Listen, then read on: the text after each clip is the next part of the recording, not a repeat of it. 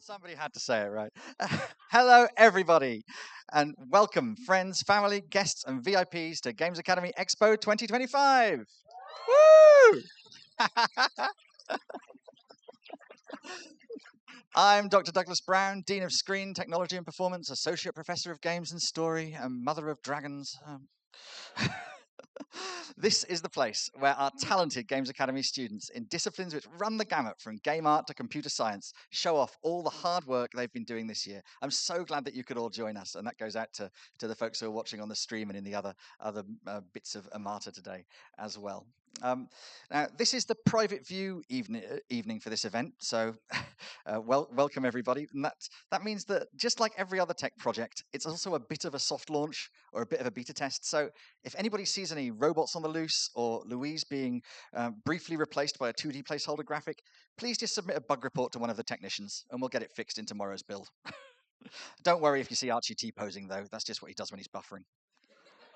It's been great seeing this event come together. They do it quicker every year, and they're really getting the setup is just rapid and awesome now. I'm really proud of Games Academy and everything that it's managed to accomplish. Games Academy has been part of Falmouth now for 11 years, and I've been involved with it since the beginning. Starting from nothing in 2014, Games Academy is now the biggest department in the university with over 1,000 students. The other founder of the Games Academy, Professor Tanya Kozwinska, retired this year, and we're forever grateful for her trailblazing contribution to this place and its particular generous, diligent, and creative character. Normally, we'd name a building after her, but given the circumstances, a server for some MMORPGs the students want to make would probably be more appropriate. With 10 terabytes of memory running on huge amounts of electricity and at enormous expense, Tanya will mostly spend her retirement playing World of Warcraft. She'd be pleased, though, seriously, she'd be pleased to note this year that we've submitted our application to become a Women in Games Ambassador institution, suggested by Lucy. So thank you, Lucy. And that's something that we will be doing, focusing on diversity in the games and the industry. Over the years at Games Academy, we've established a collection of specialized courses which together allow students to make cool, interactive things which are more than the sum of their parts, in the mold of the successful American technology schools which inspired us, with team working at the very core of it. Falmouth's confidence in the creative spirit and its history as an arts university enabled a big head start on teaching the fundamentals for what is undeniably the great new art form of our age, digital games. Making games and creative computing central to Falmouth's identity as a university is the goal next. And with a mission to become the nexus of creativity and technology, I'm pleased to say this is one goal which isn't overscoped. The games industry remains central to the creative economy. Despite a global sector downturn, this year the UK games industry bucked the trend with continued expansion, growing by over 4.8%. Games still made a bigger contribution to the UK's GDP than ever before and account for over half the entire entertainment market. And we all spent £7.6 billion on games last year. Give or take, I think that makes about 600 million copies of Balatro, which feels about right. The story of this year for the industry, aside from everyone having to wait even longer for Grand Theft Auto 6, has been the success of small, dedicated indie teams creating giant slaying games which rival huge studios and multi-million-dollar budgets. This really makes me believe in Falmouth's indie-first model, which has produced multiple startup games companies. You can see several of them around today.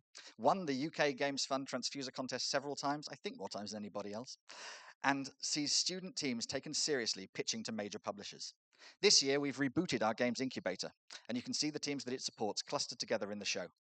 Games like Portal, Valheim, and Goat Simulator all emerged from university courses originally around the world. So who knows, perhaps the next indie hit is right here already. This morning, counting the number of hoodies in my wardrobe confirmed that this is our 4th in-person expo, and the biggest one yet.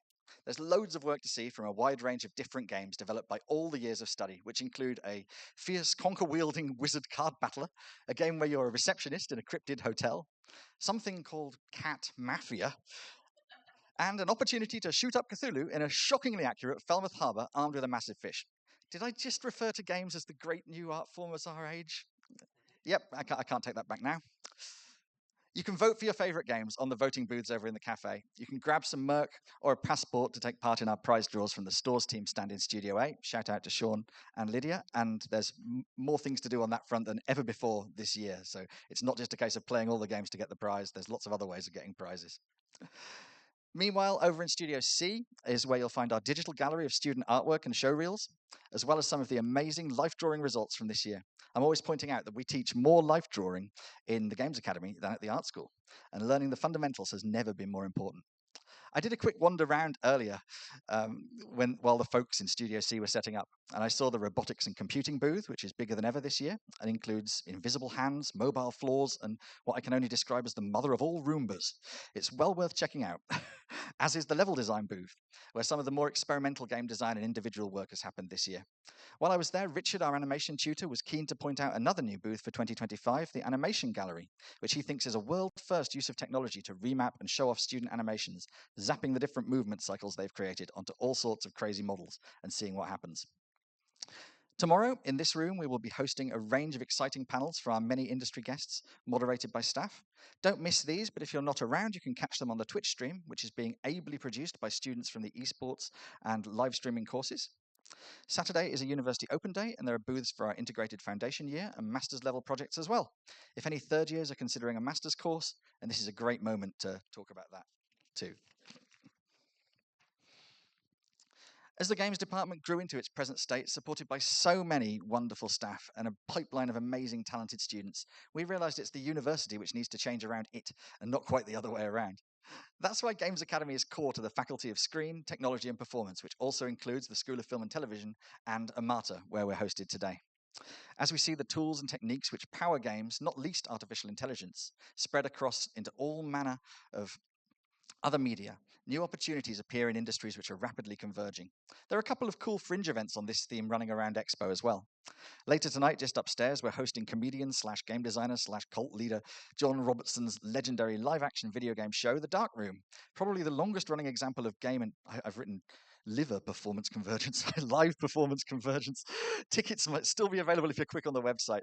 And on Friday, we're hoping to screen the hilarious movie Grand Theft Hamlet about out of work actors trying to perform Shakespeare inside Grand Theft Auto up in the soft cinema, free entry for everybody. We'll let you know if that's able to happen, and we'll stick some posters around on Friday to show that. I think students and staff would absolutely love that movie, so do come along if we're able to make that happen. These kind of intermedia events are heralds of a new age where the boundaries between media forms blur and interactive experience comes to the fore. Falmouth is uniquely well positioned to surf this wave. It's easy to forget how much collaboration already happens on our courses, since we so often take it for granted. It really is amazing here. The games you'll see showcased here make use of voice actors and motion capture from Amata's acting and dance courses, sometimes filmed content from the School of Film and Television, and art collaborations with illustration. Esports students have spent a lot of time in Amata this year, contributing to the first cross-departmental assessed production, Pale Blue Dot, which was a full collaboration between theatre and performance, technical theatre arts, and esports courses. The robotics and computing students projects collaborate with the fashion and business schools as a matter of course. Being the technical interloper in an arts university has so many benefits, and I'd like us to make much more of a thing out of how students collaborate in the future. Maybe we'll even see an Expo escape room in a future year.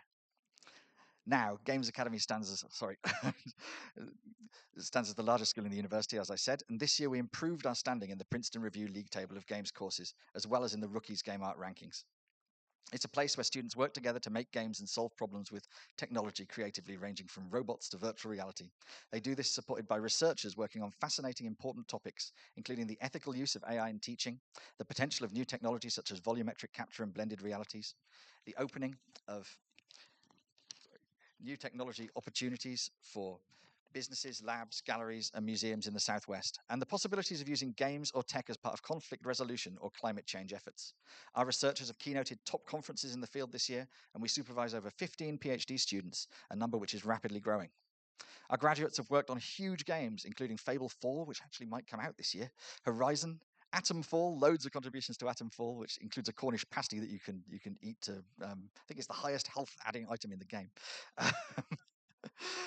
Sea of Thieves, RuneScape, loads more. Honestly, I try and rewrite this list every year, and there's just tons and tons of stuff.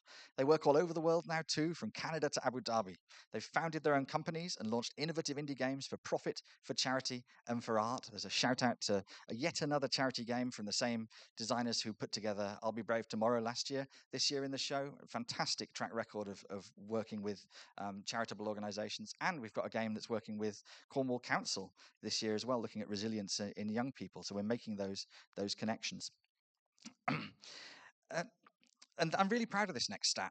It's a real sign of our maturity as a department that the majority of our more than 40 industry guests, people in senior positions at major studios among all the different studios that are visiting us this week, so the kind of serious people who we'd normally invite down, more than half of them are actually Falmouth Games Academy alumni. We really are building our own here. And this is when it starts to pay back. This is a legacy of those 11 years of taking this stuff seriously. That I'm so grateful that our alumni care enough to get going with their studios and come back down here to give back some of that expertise in portfolio reviews and proper crits with our students now. So big thank you to them. But there are so many people to thank for Expo. Thanks to the academic and administrative staff in Games Academy, all of you, I can see many of you here. I don't say thank you to you all enough, and I miss being around you all terribly. Led by Brian and Michael, of course, and ably supported by Claire and Michelle and the administration team, who always go the extra mile, helping get projects and portfolios ready for the kind of scrutiny that's coming tomorrow. There really wouldn't be a Games Academy without all of you, and I'm so proud to have worked with you all to build a place that has such a special, welcoming community. Thanks to Chief Technical Warlock and Expo Group Chair Andy Smith, who single-handedly slowed down the internet speed for the entire building this morning. It really happened. Thanks to Archie. Where's Archie? He was up there last time I saw. Oh, he's way up there in the gods. Thanks to Archie for coordinating so much, and the whole his team of technicians too. They bear the brunt of arranging and running the whole show, as well as the volunteering staff who'll be keeping things going all the way through until the open day on Saturday. It's so good of you to give up your time to make Expo properly interactive. Thanks too to the Amata technical team, who have been so ably coordinated by James and have been total pros again this year, making it look so easy to put all of this together. But most of all, thanks to the students whose great work is really worthy of showcasing this week. That's more than enough from me. Please go enjoy Expo 2025, and thank you all very much. Woo!